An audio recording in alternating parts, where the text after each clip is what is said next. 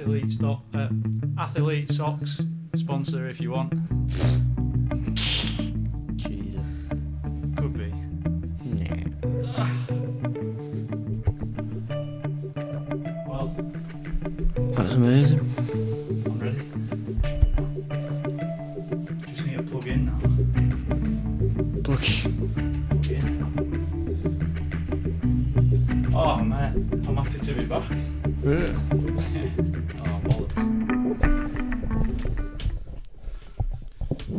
This is when I snap headphones off. Is that right, yeah? Oh, mate. You alright? I'm back. Do you not want to thingy it? Do I not want to what? Thingy. Intro? Yeah, you can do. Or just Right. Welcome back to episode 10 10. of Mind Over Meta. Centurion. The Decker episode. Number Yeah. 10. Oh, that's crazy, isn't it? That number 10. Shit, I didn't even, More than 10 didn't even hours. clock it. Way more than 10 hours now. Mm. We haven't For done sure. a long episode really for a while, I feel. We've done like 1 hour 10-ish, last like 3 or 4. Yeah, not Maybe. crazy. Not crazy, but that's what we're here for. Leave the crazy business for another day. So, Yeah. right, well, We get on the agenda. on the agenda, do you know, this is the first one, like, really, that I've not actually sat and written stuff down for. But I don't think that's... Oh, shit, I ain't put a lanyard Right, over come it, on. big man. It's alright, we'll allow it. I mean, yeah, I've not really thought too much about this one. I've just taken it in the stride. Yeah. I feel like there's been a lot going on these last few weeks. So Yeah, I can't even really think, to be honest. Big one being obviously META F.C. kit yeah, and everything like that. definitely. I mean, could grab it. Gonna have to, aren't we? Bad shoulder. A bad shoulder. He's Yeah, got you're an right. injury. So by the time you're seeing this, No, the video will definitely be out. So the beautiful, the exclusive, limited edition Mindset Meta football kit with, of course, the active season sponsorship and the Wolf supplement sponsorship. Big things, mate. Big things. Like yesterday, you'll see on the kit reveal video if you're a fan of us and whatever, if you watch this shit, but if you're not, you won't know what I'm talking about. I went to meet up with Leroy yesterday to give him the kits, and it was one of those moments, right? I don't know how to describe it really, because it only happened to me. But just meeting up with him, right? Obviously, we've been speaking about the kits for a while. We've obviously planned it, designed them, paid for them, had them delivered. But yesterday, actually taking the kits to somebody else who's been involved in this directly, but somewhat indirectly, because, you know, we've been dealing with the manufacturers and everything. Actually taking them to a sponsor and saying, this is what we've got for you, and seeing his reaction, it was a real moment of, it was so, I don't know, I felt really proud. It's like we've done something big here. And it was a shame that you weren't there, but you ghosted me all day. Trying to get hold of you. Nah, just busy. Where you been? Went walking and that. Just enjoying outdoors. Weird weather. We've been blessed with the weather really recently. It's been quite good, hasn't it? Must be dry convo if you're talking about the weather. Yeah. Fucking hell. No, but it's a big thing. Like, Yeah, I mean, it's come out of nowhere, really. I mean, Well, I or has said it been last week? Or... I said on the on that Meta video, the kit reveal video. Obviously, we just watched it. First and last day of summer, and that was like the 22nd of March. So we've had about 3 weeks. About two and a bit weeks of where it's been all right. But being where we are, it's 2 weeks that we're grateful for, isn't it? Yeah. And I think the weather has such a massive impact on how I feel personally. When it's sunny, I just feel a million times better, and it's got to be just vitamin D, hasn't it? Really, when you break it down. Well, I always think that, but then I think, is that just me being having a lack of discipline, relying on the weather or a circumstance in order to get motivated when it should always be? That's what I always tried to pride myself on, was always being motivated. And I probably always have been. I've never, this year anyway, I've tried to always stay motivated and everything. So, but I do still feel, like you're saying, that little boost. You just want to be outside, don't you, when it's like that? Yeah, like when I think about what I've actually done these last few days, or whatever, while the weather's been half decent. Don't get me wrong, it's still cold. You can't wear a t-shirt and shorts outside. But I don't know how to. So going off what you were just saying, the sun, you shouldn't rely on that to keep you motivated. When it's sunny, I'm not saying it motivates me, but if anything, I relax a bit when it's sunny, because it's like I'm grateful for the time, so I kind of say, right, just enjoy the weather, live your life, don't deep being too meta too much, and just take it as it comes. Anyway, it's enough talking about the weather. That's yeah. If you're still awake in this podcast, drop a like, subscribe. We're happy to have you here if you're still watching. We were talking, weren't we? We get about, at present, the last few podcasts we've got between like 20 and 30 views. The odd ones got like 50, 60 plus, and then the first few that we did, they've done really well, and it's good to see that a percentage of those people that will watch the original podcast that we did are still hanging around and watching them. I wonder what you learn. Yeah. No one comments though, so it's like everyone must be scared to show that they're watching stuff. Talking to a blank room. we actually are talking to each other. That's the important thing. I think one thing I'd like to talk about is, funnily enough, what I learnt our reading last night about that War of Art. Art of War, is it? War of Art? War of Art. And like it talks a lot about discipline and everything like that. Yeah. And he talked about the fundamentalist and the artist, and how they both can coexist, but they can't resemble one person, because the fundamentalist looks back at religions, time frames, and eras which eventually have obviously got come to some sort of downfall, whether it's like the Greeks or whatever. And an artist is somebody who appreciates everything and looks for a better future. So the fundamentalist is being the opposite and saying, look at what the traps we could be tripped up by, what are we going down these paths and everything like that. And it kind of shows two frames of mind with like discipline, and how you can be either always looking over your shoulder at things that have tripped you up before, a bit like you with your lists, like avoid these things, you'll do well, or you can be an artist in a way and almost look forward to the future, welcome everything that comes in, and embrace use it as everything. Inspiration. Yeah. One thing that I took on board in a bit of like the personal development journey. Sorry about that. One thing that I can't remember who it was recommended, but basically I wrote down I think it was called a breakdown list or something like that. So, you might have X amount of habits that you're trying to build, but in the process of building those habits, you're going to have things in there that that you do that will stop you from building it. So you write those things down and make sure you avoid them. So one thing that I did, I made a list of all these things. So it was things like watching FIFA videos. I probably spoke about this before. That's probably my catchphrase, that. But made a list of these things that I saw as like negative, and it was supposed to help, but all it did was it made me recognise when I'd done something like that. And instead of that, you know, say if I watched a FIFA video and I told myself I wasn't going to watch it, it just made me feel shit. I was just like, oh, for fuck's sake, what am I doing?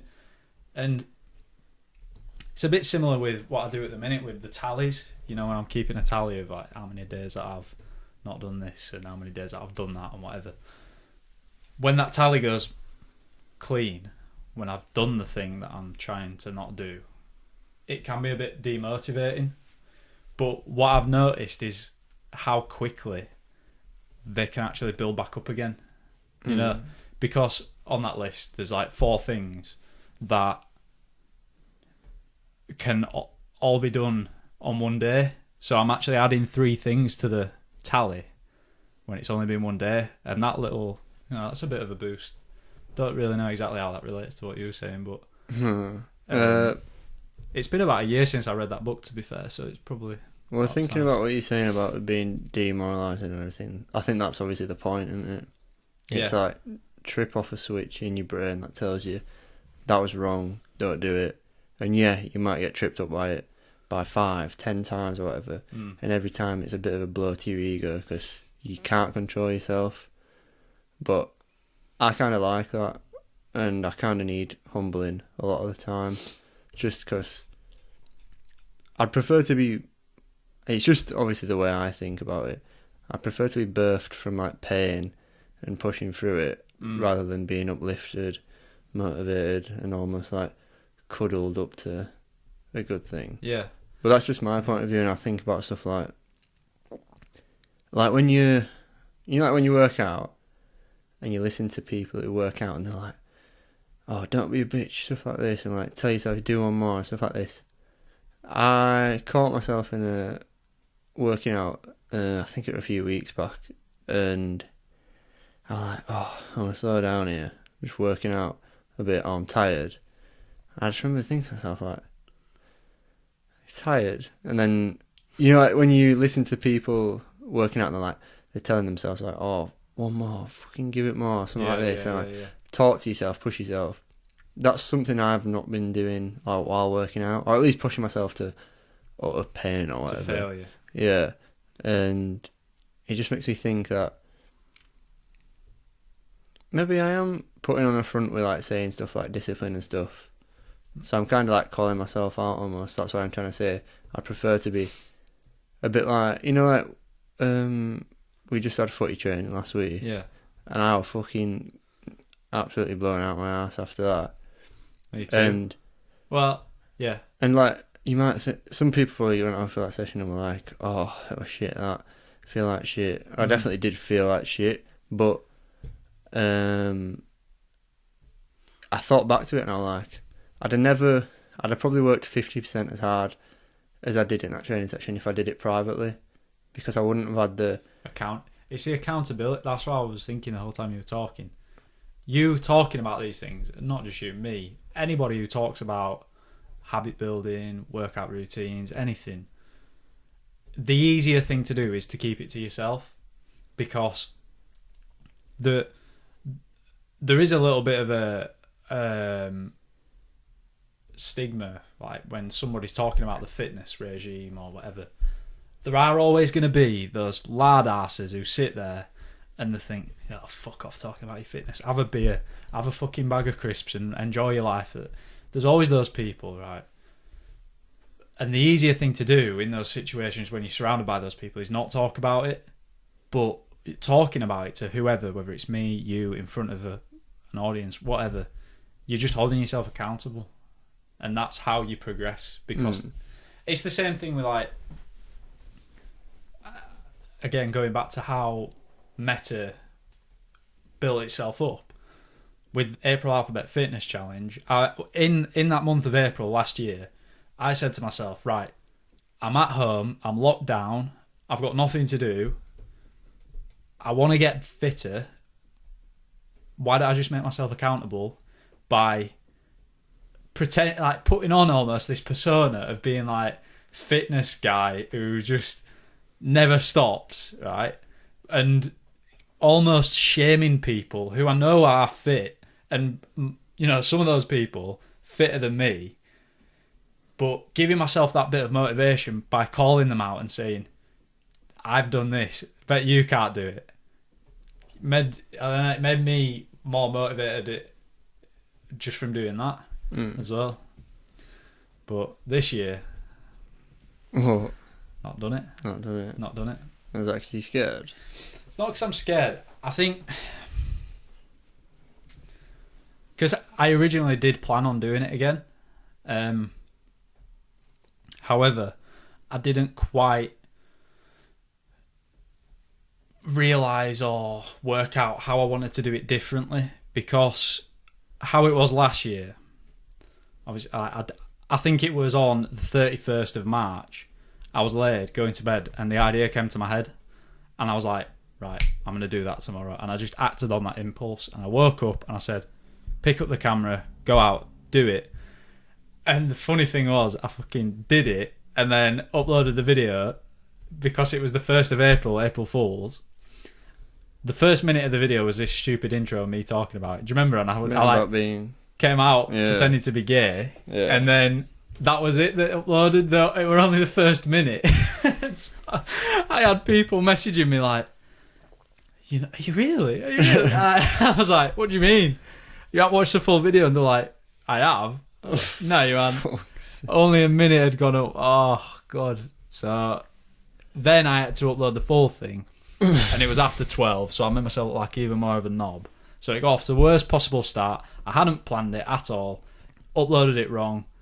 Didn't know what I was doing, but I just stuck with it. Going back to this year and why I didn't do it. I wanted to do it differently, but I didn't work out how. And I don't know, I guess a lot of other things have been going on. Like, we've been going hard this year so far, haven't we, with all the editing, the meta, everything. Like, obviously now as well, with lockdown being lifted back into somewhat normality. Like, in the last few days, I feel like I've seen more people and enjoyed myself more than I have for the last like 6 months. And I think in terms of priorities, you know, I've done that. I feel like I've done that fitnessy type thing with that, albeit briefly. But in terms of where I am now mentally and where I want to be, I don't really see that fitting in. If I was going to do it this time, it would have to be through Meta, because last time what I did is like, I made like my Instagram account professional or business or whatever, and I was doing it all on my personal thing because Meta want a thing. Yeah, that's it basically. So can't be asked doing that again. And Meta, I'm not quite too sure how we fit it in and make it work. But I don't know, what do you think? I think just thinking about stuff like you're saying about circumstances changing, it should be like malleable. And this isn't obviously directed at you or anything. I'm just thinking like, what I was thinking about is summer and stuff out. You pretty much sack off anything during summer just because you're either doing something, meeting people, want to be outside and everything like that. And that's a good 2-3 months of your life where you are just living or whatever, and you can take it with either you're enjoying your life or whatever, or you can think like, do you need to knuckle down more to enjoy them things? I'm just trying to think like, I remember last year when we started like utility warehouse and stuff, thinking like, oh, in a year this will be mad, and then it just never did it. And that's completely my fault because I tried it, had a little success and stopped, and that's it. And that's just how it was. It's just like you said, being accountable and stuff like that. You just need a fucking slap on head or something. Yeah. Sometimes. Whereas I think this is the difference. So last year, like I said, didn't have anything really going on because we'd just been thrown into lockdown. And like I said, my main focus was to get fitter. Right? Fast forward to now, 1 year on, I am fitter. I'm not where I want to be, but I am a lot fitter than I was even back then. And whereas last time I didn't have a lot else going on in my life, now, I suppose to summarise what I'm trying to say, I have a lot going on in my life as well as continuing this fitness pursuit. So, I don't know. I just don't feel like I need to shout that from the rooftop like I did last time. Yeah. But, I don't know. A year ago, I was doing drinking challenges and wetting the bed. Wetting the bed? What, did you wet yourself that night? 2 times. Twice? Not in the same night. Hell. Not in the same night. Jesus. So, it was... Obviously, people were doing their neck nominate challenges. And when we'd just been thrown into lockdown, it seemed like everyone was just getting pissed and downing beers and just saying neck nominate whoever, weren't they? Did you ever do one? No. Surely you did. No, I don't believe that. Surely you did. Nah, I'd remember if you knock did. it.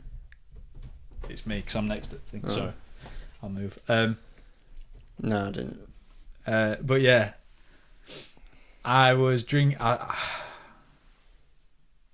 I drunk way too much, right? And because you're necking these beers, I was necking like 8 pints, just downing it every time. I remember one night I was laid on my back in my bed and I just feel my stomach like out here and I was touching it just rock hard. Do you know, because I had just so much liquid in there. I was just laying there thinking, fuck. Big shift that, like, drunk a lot there.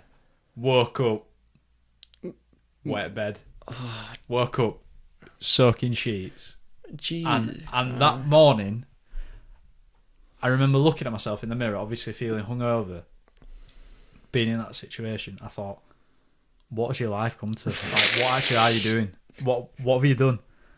And then, learning from that mistake, did it again the next week. Oh, but that was just such a weird time, man. And I'll look back and it is, I don't know, just so much has changed.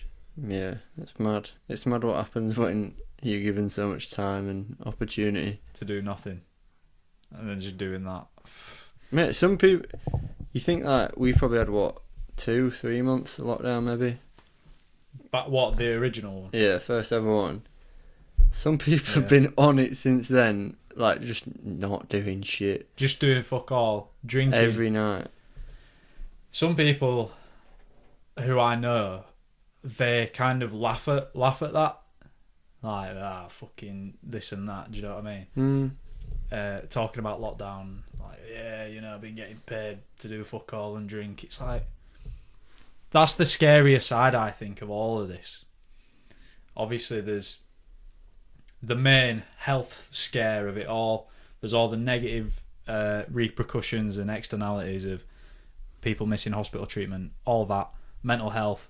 And then there's this part of it, and I don't really know how to describe it other than it's like that lard-ass mentality. Like, finally, I've had the opportunity to sit on my ass and do fuck all and get paid, get pissed, get fat, and die. Innit? There are people who are happy to do that, and fair enough, but that is not a way to live, and that is not a way to progress the human race, is it? Let's be honest. Anyway. But I mean, I think we obviously covered it in that big podcast. We talked about universal basic income. Yeah. When you give, like we said, when you give people so much time and freedom, they just don't know what the fuck to do. But then again, is that not just the system we've grown up in, where as soon as you've got a break, take advantage of it, just slack off, switch off. You get home from work, you switch off, take you 6 hours at home, sleep, back to work, switch off. Then that way you're always a consumer. You're never thinking about how to do anything else. And that's why, so it's quite interesting that the number one job that kids want to do, I don't know where this survey came from, but I think it's a pretty well-known thing that the number one job kids say they want to do or want to be when they're older is a YouTuber. Why do you think that is? Because kids, I don't know, this is how I'd think about it maybe. Kids consume more YouTube content than they do anything else. So it's like you look up to your role models, but, you know, there's only a select few people who actually make it in YouTube. I mean, there's plenty of small fishers surviving off of YouTube and stuff like that. Yeah. But you think back to, like, because I saw a lot of people in that, like, Twitter feed and stuff like that, because I'd seen that on Twitter, that big survey saying how many percentages wanted to do this and that. Yeah. And I went into that Twitter thing, and it's like, do you think 20 years ago people were saying they want to be doctors and stuff like this as kids? Because the thing you want to be as a kid is a bloody astronaut or a footballer or a race car driver. Yeah. You don't want to be a practical thing. Otherwise, you're literally just boring yourself to a job for the rest of your life. Like, just striving to have a job is just stupid unless you really like it that much. And these YouTubers and that have literally the freedom of not working and filming it, or creating and filming it. But the irony is, like, on that note, you know, like the boomers, they'll look at that generation. I think, I looked at the generations, like what they're called, the other day actually. So we're Gen Z. No, Gen X. Yeah. Which is also called iGen, something like that, because of Apple and all that. Before us, I didn't look hard enough. I don't know. It doesn't mean anything. Don't mean anything. But what I was going to say is, I know this because I know people who have this opinion. It's like, oh yeah, kids will look at being YouTubers and they'll think, right, that looks fucking good, I'll do that. But that's not a job. It's not a job to do that. But end of the day, it is. And I think the problem is kids might look at YouTube and think that's a good place to be because it isn't work. Because you're not actually working. The same way before maybe the number one job that kids wanted to do when they're older was to be a footballer. They don't realise the amount of work you have to put in. That's the same throughout. No matter what job it has to be, there's only a select amount of people that will succeed. And we know full well, just from, you know, running this small channel that we've got at the moment, a hell of a lot of work goes into a small amount of things. And there's so much that goes on that it's easy to, I don't know, it's easy to get stuck in dreamland and then be brought back down to earth when you've got to sit down and actually edit a podcast or edit a video or film something. But talking about accountability, this has kept me going so much in those times where it has been like, lockdown, you know, all that. I'm so grateful that we started this. Yeah. So, well, you've got to think a YouTuber isn't a YouTuber. A YouTuber is a director, a filmer, a writer, a social media marketer, fucking somebody who can produce merch. The spokesperson. Literally. All those things in one. And then you've got somebody on the other side who's either working on site all day, just doing the job, which is nothing wrong with that.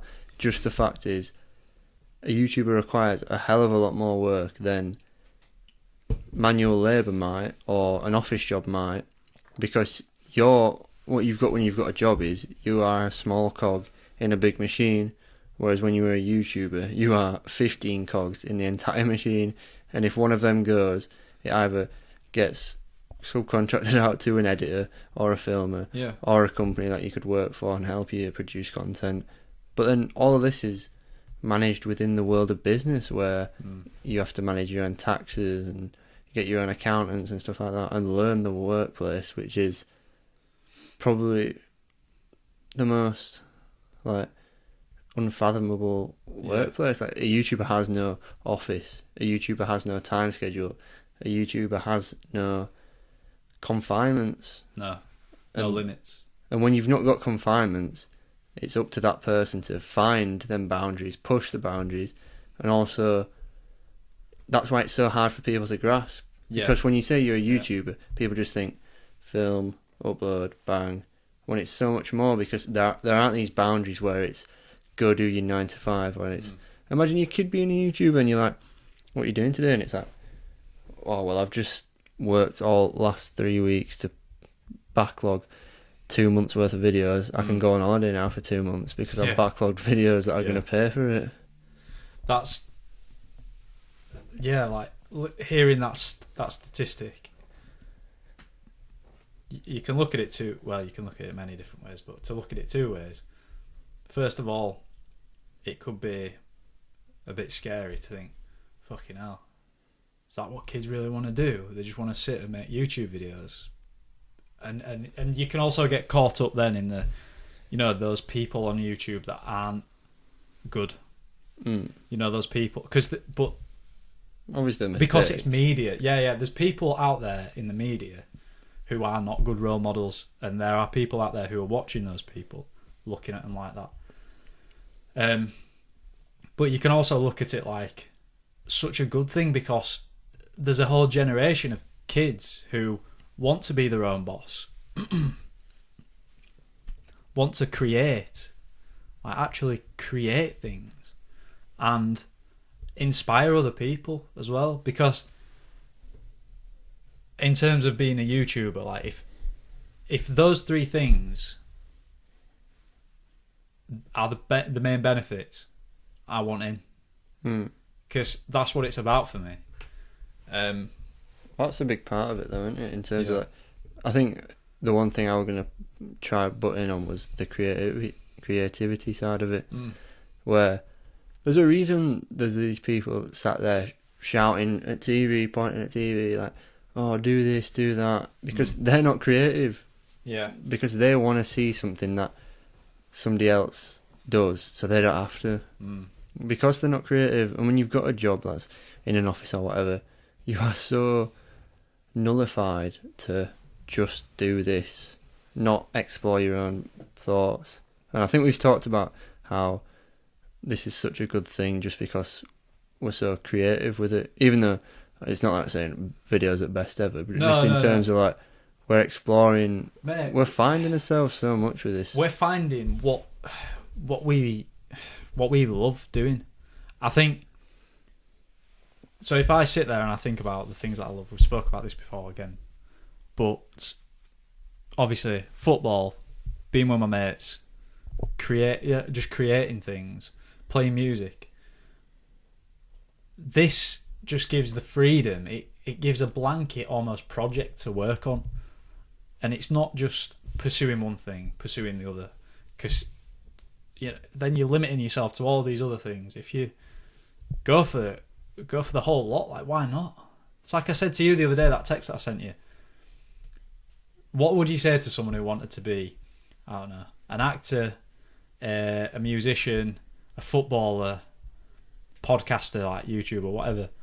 You can be all those things. There are people who are all those things. And going back to what you were just saying about being in an office,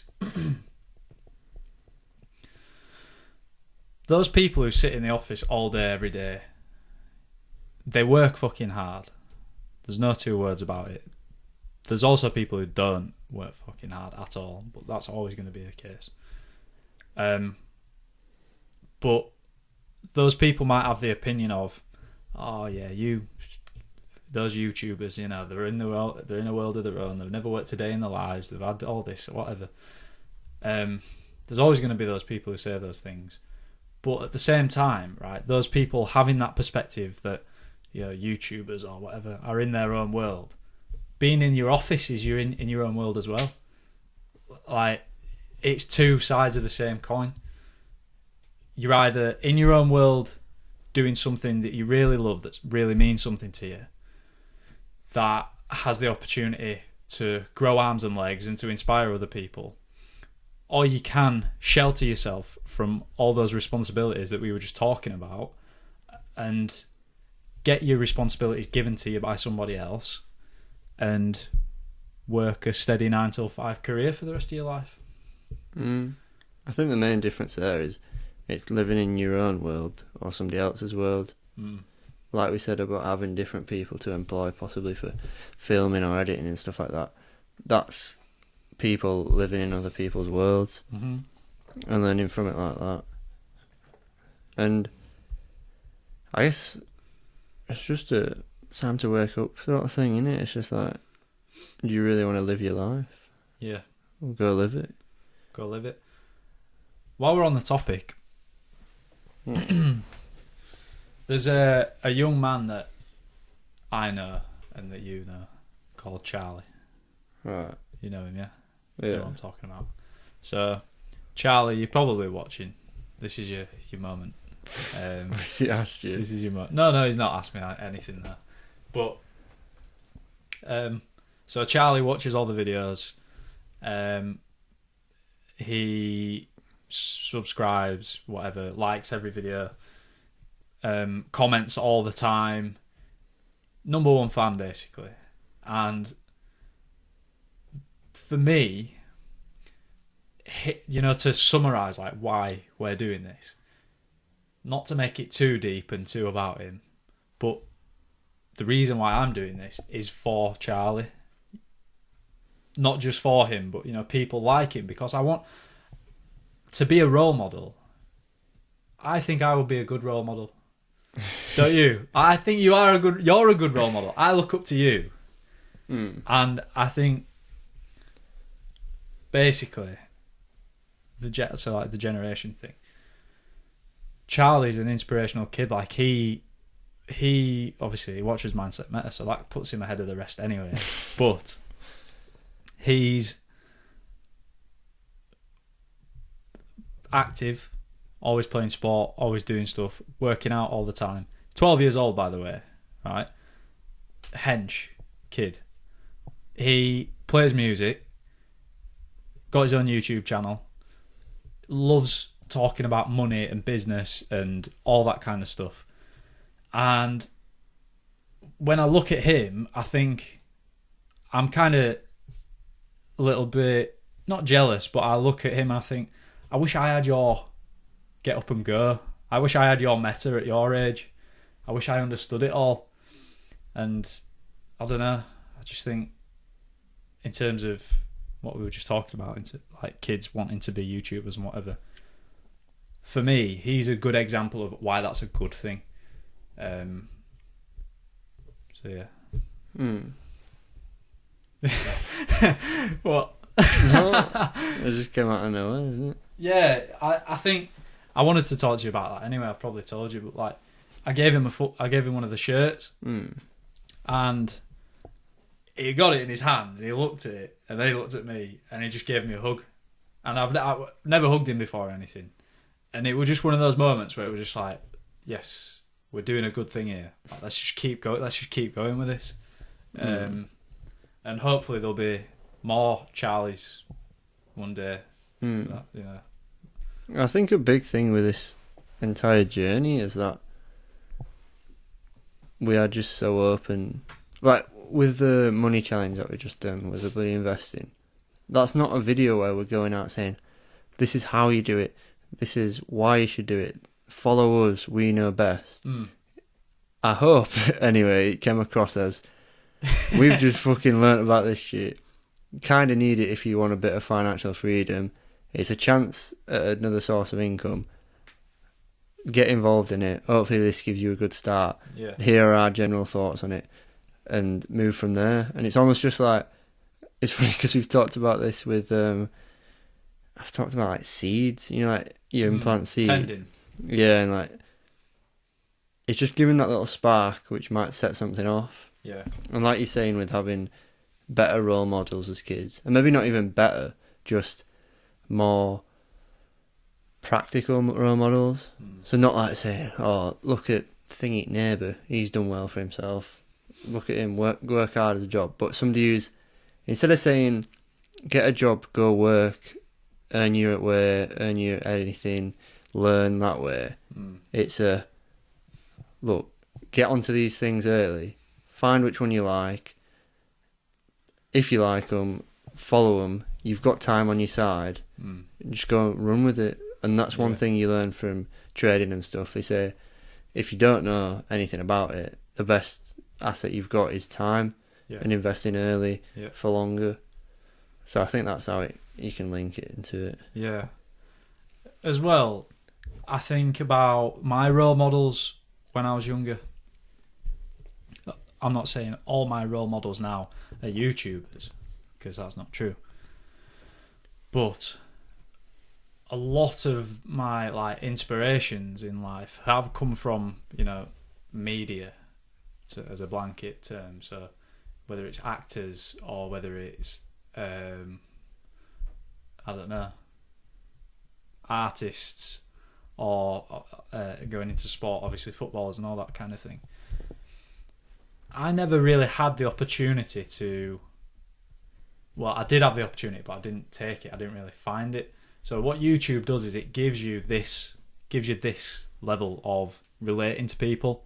So you can hear what people are saying, you can understand them for who they are, and you can pick and choose your role models, so to speak, based on all that. And because I didn't really look into YouTube or anything when I was that age, it wasn't really until I was like maybe 16, maybe 17, I actually really started watching YouTube. And it's only in the last like 2 years, maybe 3 years, that I've actually really found the benefits from watching YouTube. So it does give a real advantage to kids if that is the main source of information at the for that generation, to fall into the right algorithm, right? Maybe that's what it is. Maybe it's falling into the right algorithm. Gives you the tools and the opportunity to really build all your knowledge and your motivation for the things that you want to do. Whereas I'm not saying like I didn't have that, because I've ended up doing whatever I'm doing, but talking like a bit of an old man, if I had the opportunity, I would go back and maybe explore things a lot earlier than I did. But that's hindsight, innit? Yeah, I think it links back to when we talked about waking up. Waking up and taking everything literally. So like when you were talking about actually watching YouTube at 16 or whatever, you're not watching, and then obviously linking it back to like people wanting to be YouTubers. You don't want to follow or be a YouTuber because they are a YouTuber, they're a face on YouTube. No. You want to be a YouTuber because of the freedoms they have. So instead of obviously just watching them saying, oh, I want to be like this or whatever, you've almost emulate what they did to get that place, which would be multiple streams of income to give you financial freedom, and then you can live your life. Yeah, I hope that through Meta we can break that down.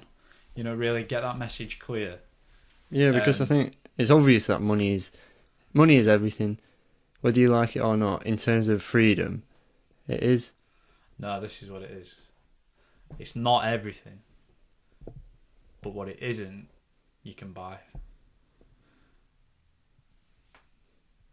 So money isn't everything, but what it isn't, you can buy.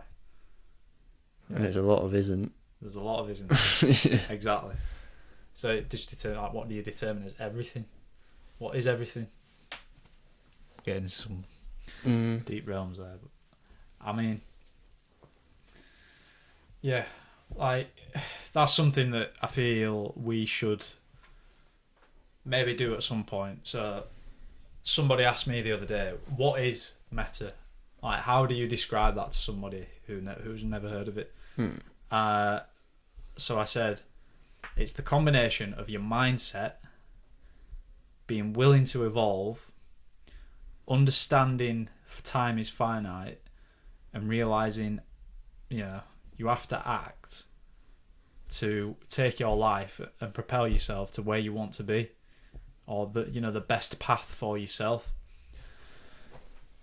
And even in that, explaining that just then, it's kind of hard to summarize it in those 4 things. So maybe we should pursue some sort of real explanation of what this is that we are trying to build, get across to people. Because the person who I told that said that would be really beneficial if we did that. So, because we've only really done it, the people who will understand that are the people that have watched all the podcasts and watched us from the beginning, and there probably are only a select few people who actually get that. And it might be good to do like a short form, precise, straight to the point thing that explains that. Just have to get our heads down. If you could add it to the list of the 10 different things that we're working on right now. Yeah. Well, that's if you could define it. That's the only problem. I know. We can. We definitely can. But yeah. I think that's a decent coverage. Time-wise. Yeah, 46. Keep going for a bit. But I think you're going to have to pack up and everything. That's the only problem. And how long it takes. Yeah. Well, I don't have to fully pack all this away. I can do this when I get home if you want. It's up to you. Yeah. Yeah, good. I'm just thinking if there's anything else we need to talk about. I can cut all this out anyway. Yeah. Is there anything else you'd want to mention just while we're here? I don't know. Maybe just let us know if you'd like to see that defining video. If you get to this point, you've got to comment. Yeah. You've got to the end of this podcast. That's it. So you've got to let us know. Or what does it mean to you? Meta doesn't have to be a definition per se, dictionary-wise. It can be whatever you perceive it. And hopefully we helped you to achieve something similar. To build that perception of what it is. But yeah, we've got a lot of shit. It's not shit. We've got a lot of stuff, a lot of great things in the pipeline for the next few weeks in terms of content, in terms of just projects that we're working on. And it's only going to get more frequent and more consistent and just better quality. All of that, like, we're here for the long run, like we've said. And albeit, 52 subscribers, like, is I hear that and I think that's a solid effort for a YouTube channel as well, considering like consistent views, whatever. But end of the day, that's not what it's about. But we are also trying to grow, trying to get the message out there. So anybody who does watch us, laughs at us, takes the piss out of us, enjoys what we have to say, please just let us know, because I know there's people that watch it and just never comment or anything. I just want to hear that. I want to know who those people are, so that when the opportunity comes and we do meet each other in person, we have that conversation. But yeah, anyway, it's good. Happy with that? Yeah. Alright, nice one. Well, we're both sat here sweating in our thermals, so we're gonna off to football training tonight again. Yeah, big ones. See you in a bit. Gang shit, all that.